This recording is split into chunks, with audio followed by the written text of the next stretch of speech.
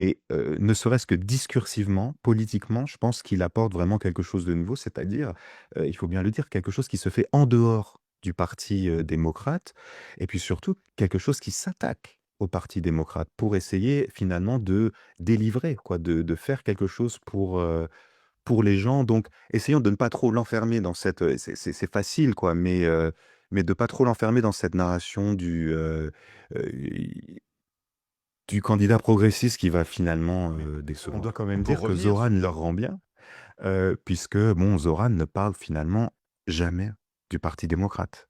C'est ça qui est incroyable, c'est-à-dire même pendant, dans le discours, de victoire, il dit le seule fois où il dit le mot démocrate, c'était pour dire: «Il faut ouvrir un livre d'histoire pour se rappeler de la dernière fois où les démocrates ont eu une bonne idée». Donc et Zoran aussi vraiment ne compose pas démocrate. avec eux.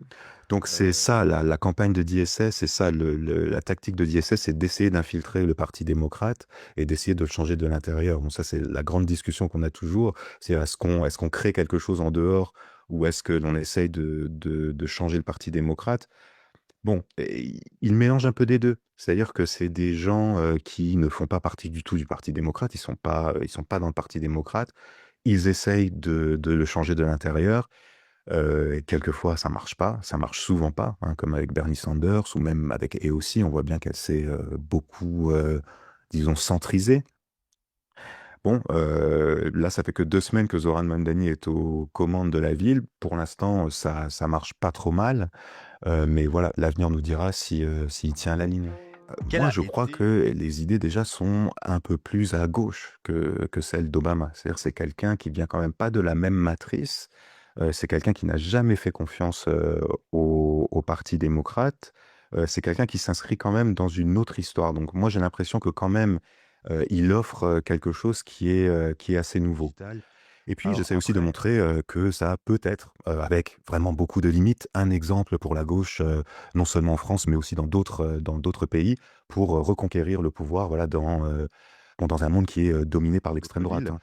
hein. Donc Moi, je prends le voilà. contre-pied de ça. Je dis qu'en fait, New York, c'est un exemple du futur des États-Unis. Que c'est bon, le parti démocrate, n'était pas du tout content de cette victoire, hein. Il faut quand même rappeler que ils ont présenté, un candidat, contre lui.